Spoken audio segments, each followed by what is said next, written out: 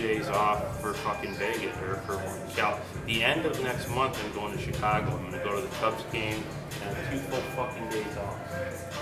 And I can't just fuck myself with an extra half hour of overtime. Not overtime, but vacation time. Instead of going to the days like I got 93 hours of vacation time right now.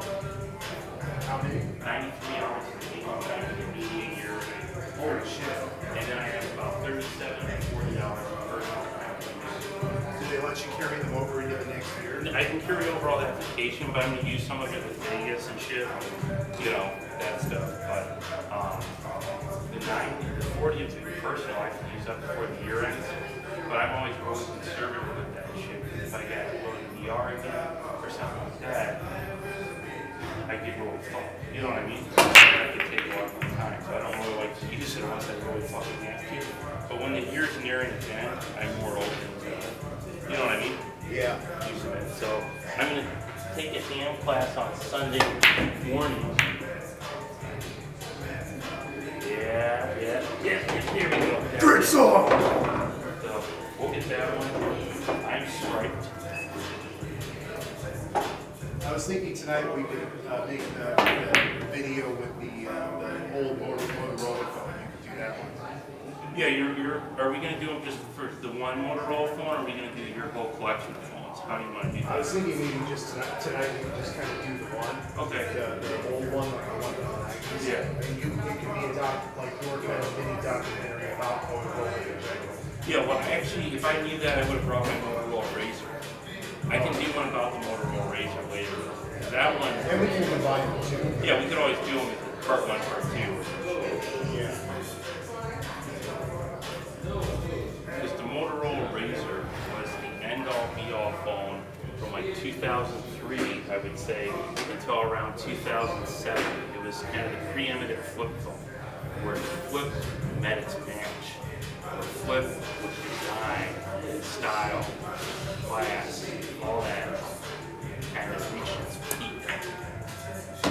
You did a good job with that. I was trying to distract you. You weren't listening. No, you didn't. But the iPhone totally was a market disruptor. I was reading a thing about this. I watched 2 videos tonight. One was about Nintendo. The other one was about Sony. And it talked about market disruption. It was pretty interesting. Nintendo got their start with the Yakuza. The Yakuza? They were one of the main funders of this because card games were always kind of illegal and shady and Oh, because of gambling and stuff? yeah, and that's really, they did card games, but then the Yakuza bankrolled a lot of card games. And were, you know what I mean? Yeah. And that's how they kind of got started.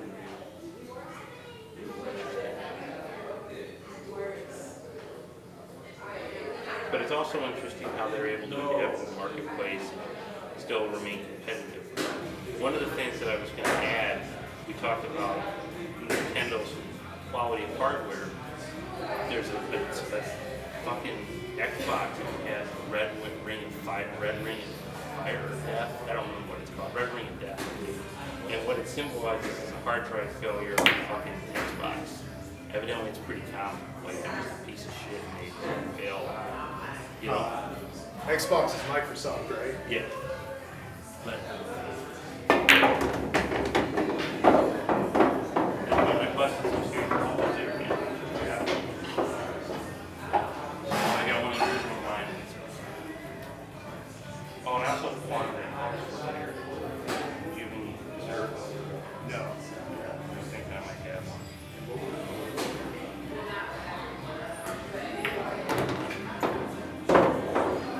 Because I feel like I waited out. What's crazy is that I was pretty much with the old manager, second in command. There was a team lead, but she didn't do shit outside of like bitch about her gas and her boyfriend and look at Bravo and her acting and do petty shit. And she was the average gal lady. And in a lot of ways, I was kind of second in command, and I didn't get shit to do. You know? And now under the interim guy,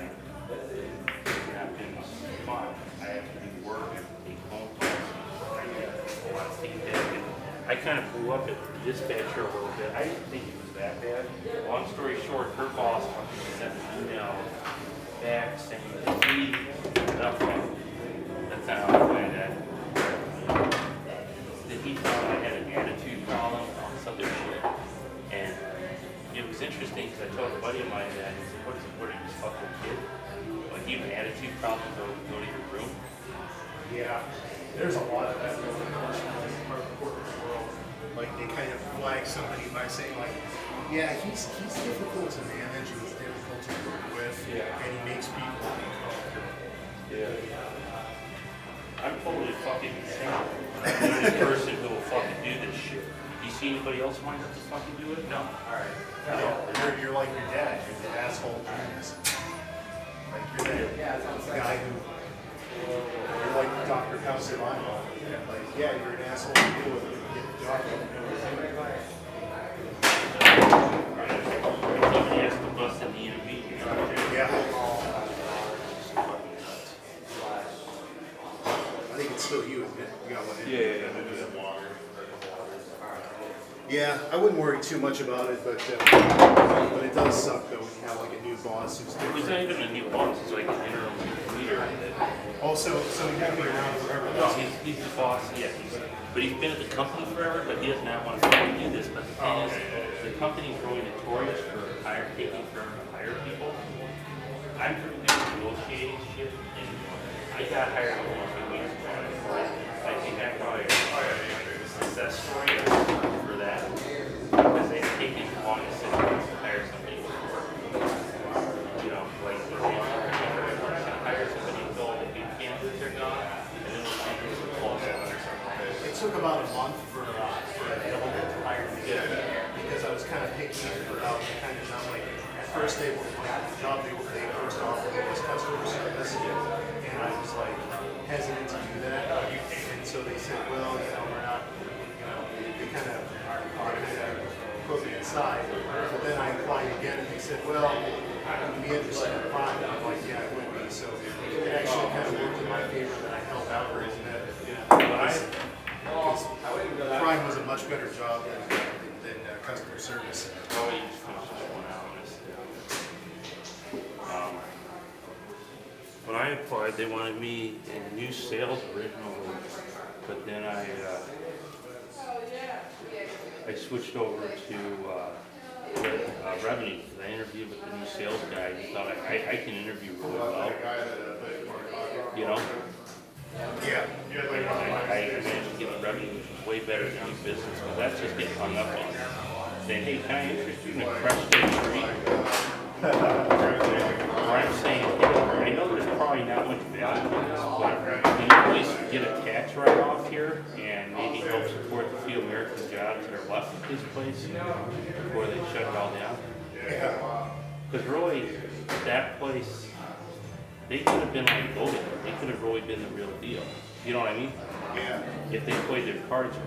But then it's just like, how much can we fuck up and drag our feet and not adapt to the changing marketplace?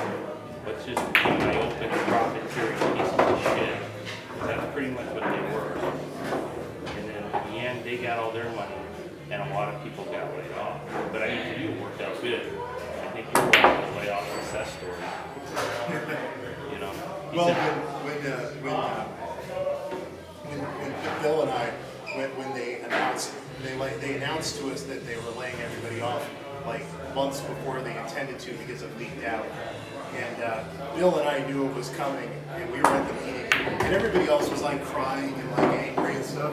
And Bill and I were just like laughing and cracking jokes, and like we were happy. We were happy to go because we knew what it meant. We knew all it means is we get to go on unemployment, look for something better. So people were kind of looking at us kind of horrified. We were like sitting there like drinking our pops, laughing and joking. And there was this other guy who was kind of that way too, the three of us. And everybody else were kind of like, how am I gonna feed my kids? And we were like, we don't have to worry about that, bitches. No, we didn't actually say that, but it basically kind of came across, Because by then, Bill's son was grown up. Like, he was already like almost 18, so he didn't have anybody to support except for himself. Yeah. And all the women that you subsidized. Well, yeah.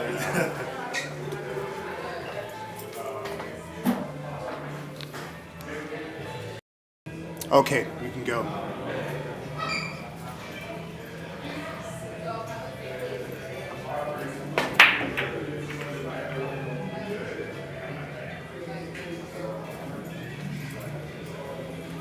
Now, unfortunately, that camera, it doesn't always autofocus as well as I would hope.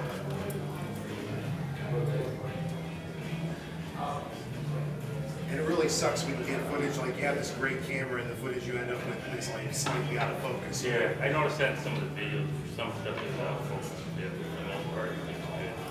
But more so on the Skywalk, most of that stuff turned out good. Part of it might have been just the border shit that we enabled, what really. But I think it turned out really good. Yeah, I mean, overall, it's a good camera. I just have to watch out, like, especially if I set it and leave it alone like this, I have to make sure that I had it in focus when I last touched it.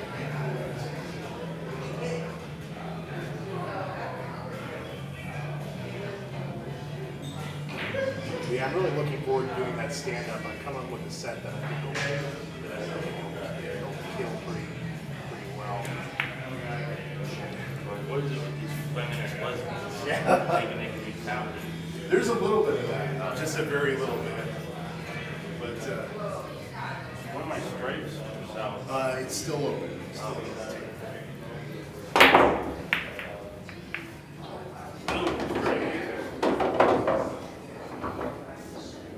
Yeah, I'm looking forward to it. I'm actually like pretty confident because we got another one. Another one. But I also scratched too with it. But when you go there a lot and you see people who just die up there, you know, or not don't do very well, and it's like, well, I'm gonna at least do better than them, you know. Yep. Have you run through it with anybody yet? Not yet.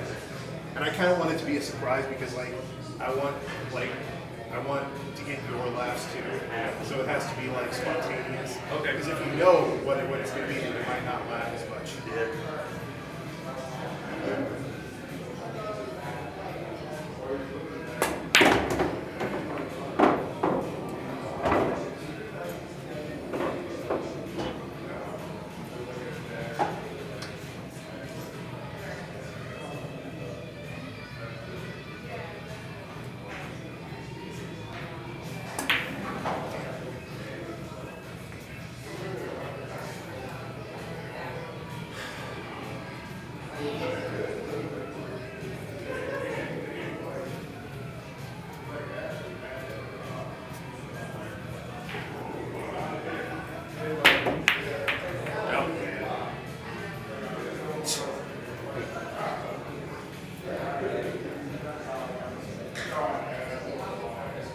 You've heard that one song, you don't know what you got till it's gone, and then you gave paradise, you know, that thing.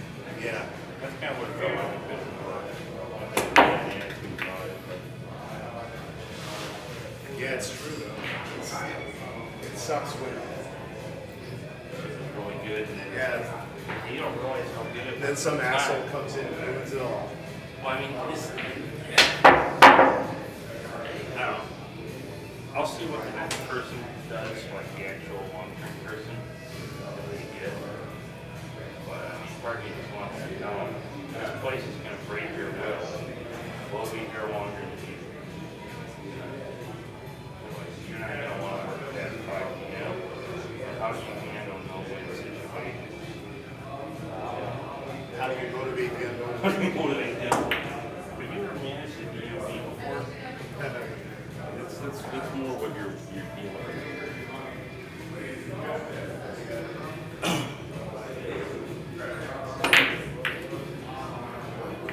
Oh, yeah.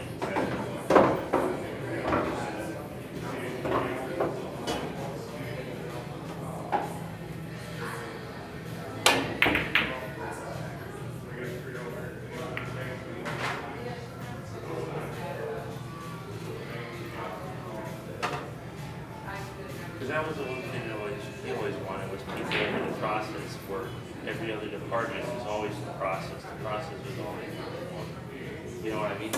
Yeah. Even if it was, you know, I always laughed at anything goes till the customer goes. Yeah.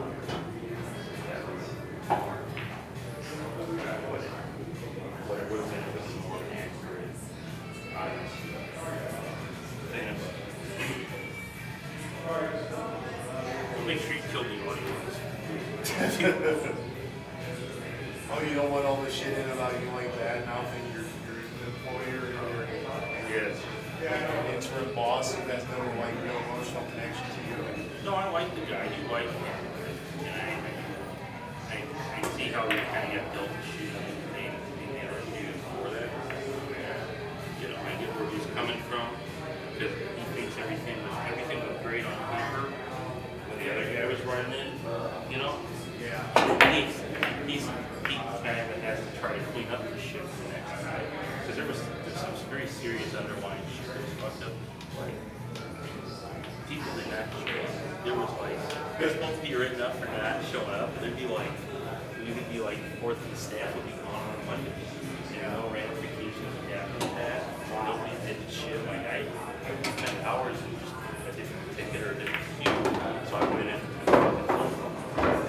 You know, and I wasn't that was great. I mean, you know, I did do work. I thought about a lot of shit. I wasn't just going to the screen, I was Googling stuff or I was just looking. Right. You know, You're doing it your own way. yeah, in an empowering way. And I enjoyed it. It enriched everyone's lives. Where I talked about it, and one of the guys, this was before our last boss was there, he said that our department's like a hornet's nest. You know, anybody who goes down there is going to get stung. And we talked about that a bit, and about the accuracy of that statement. Because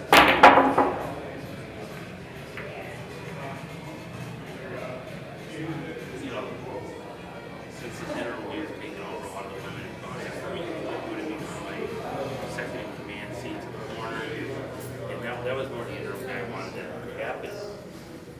But then they've been on my ass about a lot of stuff. I think they've been on a lot of people about a lot of stuff. So I don't know if they just want to try to clean up this shit. It's also kind of a weird thing. Ooh, oh, that was cool because because I got it with the other ball, but then I just barely avoided it. It was like I'm still. Oh, yeah. I got one. So I don't know.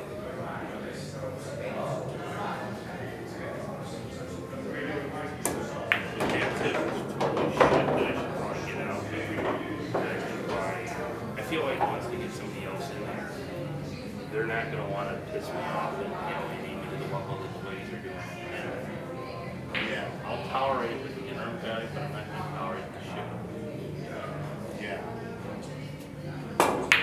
And the thing too, I have a lot of leverage and power because I have fucking 40 hours of personal time. Those ladies are lucky if they got 4 hours. Yeah. You know?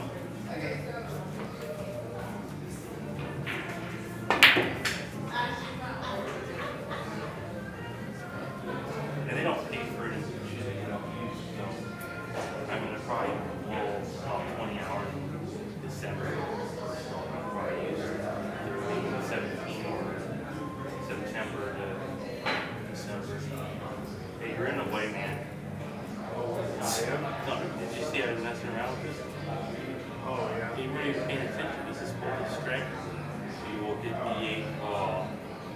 The 8 ball. Yeah, I got skills. Yes, man. Yeah.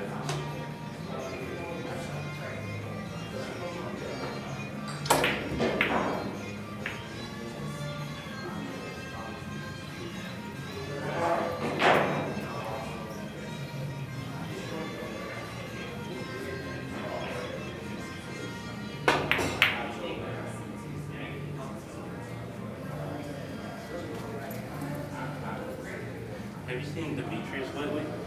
Yeah. I talked to him today on the phone, and then I saw recently or something. I forget what it was. But I hung out with him this week. He doesn't want to work with that phone company forever. He was saying what he wants is his art to really. Yeah, he wants to. Yeah, which I doubt is going to happen. Not because he's not a good artist. It's just a final mark. It's not profitable. So. But it's a nice dream. I guess. How'd you give him the blue brush and stuff? The green. The impossible dream. I mean, I'm just shocked that he wanted to get fucking trim like insurance. When I had that last one, it cut like 80% of my fucking bill. Yeah. Still a couple grand. but it's a lot fucking cheaper than not having shit. Yeah, next time I see him, I might talk to him about We that. gotta do it only when we can open this roll. And be like, dude, you know, you work full time. Yeah, fucking benefits. You gotta get health insurance because if you don't, and a medical issue arises, which it's going to eventually, you're gonna be screwed.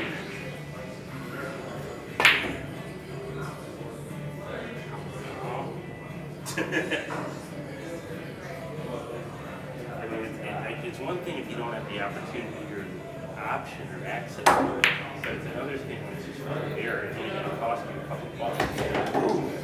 Yeah, I told them, like, when I was in the Marine, they actually told me that a lot of people, even after they get to the point where they can afford health insurance, they still prefer to go to a free clinic because they just feel more comfortable there. They have to say to them, yeah, but this isn't for you anymore. This is for people who desperately need it. It's not just for anyone, you know. Healthcare isn't free. He still goes to the free one. Yeah. It probably doesn't go too often, but it's still, like you go one trip to the ER and that guy could be looking at like 20, 30K for, you know what I mean?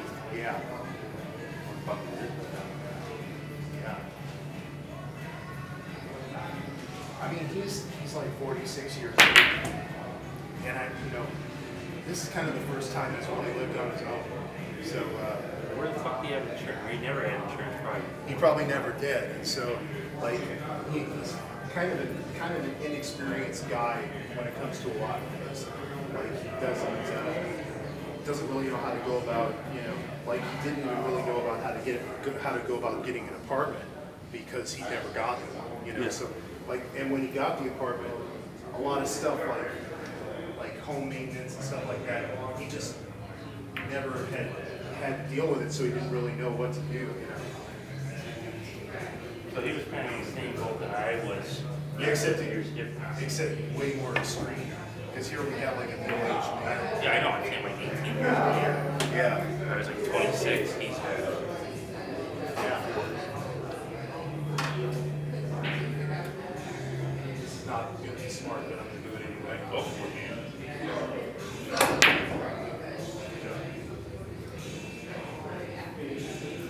Maybe. She finished now.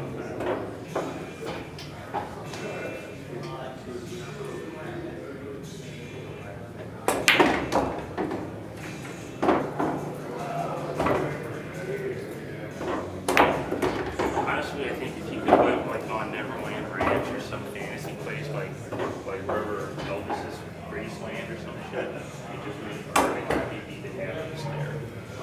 Yeah. You know what I mean?